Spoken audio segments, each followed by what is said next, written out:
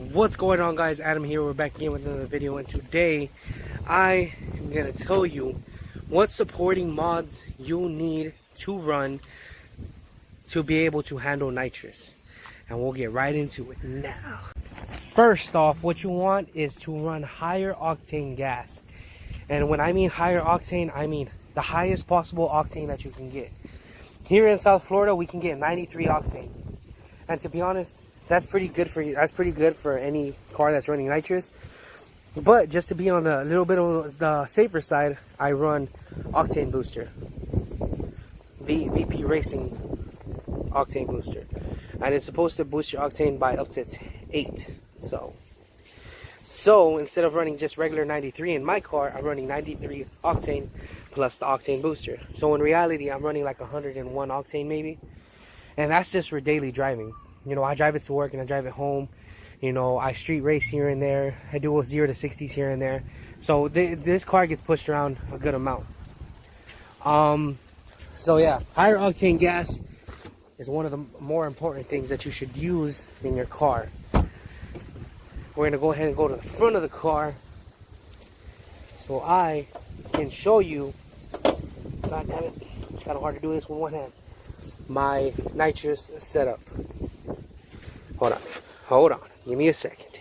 Okay, my nitrous setup. So I have the Nitrous Express Proton kit, and when I got the Proton kit, I installed it with just regular spark plugs. But after doing like a weeks of research, I came to the conclusion that I needed to change out my spark plugs, which I did. So that's why I'm kind of showing you the engine bay also. I'm right now running Brisk Racing spark plugs. They're kind of on the pricier side. I spent $177 on the kit of the spark plugs, and they had to be gapped specifically. I gapped my spark plugs at 31. That's just for me looking at the forums and reading the forums and whatnot. Most of the people that were on the forums said to gap them at 31, which I did, and so far so good. You know, it hasn't been running bad or anything. So I'm assuming that them being gapped at 31 is pretty good. The next thing I did was I did the 87mm modern muscle ported throttle body and the air-raid throttle body spacer, and I also got a K&N quarter intake. You don't necessarily need this bolt-on. I just did this bolt-on because I heard it provided more airflow, more air, more NOS, so that's why I did that one. I also did a ported intake manifold. You also don't need to do that, honestly. Like I said, it's just more air, more fuel, more horsepower. That's all it is. One of the things that I do suggest when you're running nitrous is long tube headers of any kind. It doesn't really matter. You know, right now I'm running pace set or long tube headers. That's on the cheaper side of headers.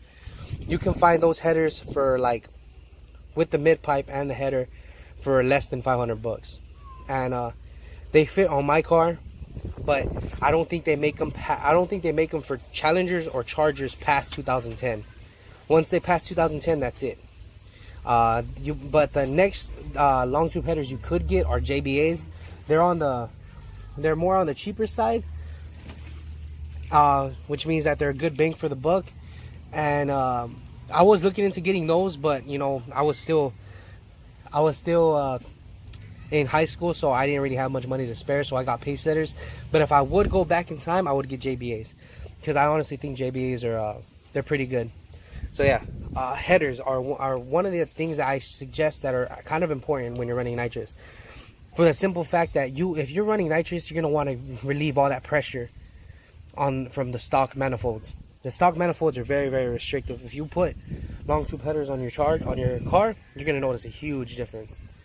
But yeah, for me, I'm noticing a huge difference. I'm doing straight pipe right now. It's pace setter long tube headers with catless mid pipe and straight pipe from the cat all the way back. And honestly, it's running perfect. You know, I have no complaints whatsoever.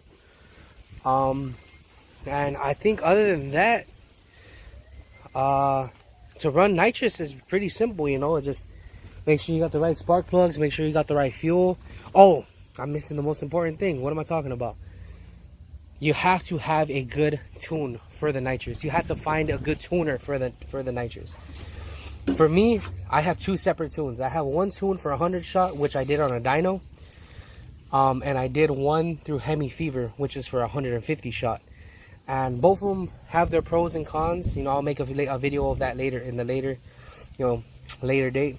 But honestly, that's one of the more important things you should do. Have a tune. Doesn't matter who it's done by, you know, Jay Green, Hemi Fever, Diablo Tuna. It doesn't really matter. As long as you have a good tuner or even a dyno tune, I think you'll be perfectly fine. Nitrous is completely safe. People just make it seem like you're gonna blow up your engine. But yeah, guys, I hope you enjoyed the video. Leave a like and subscribe, and peace.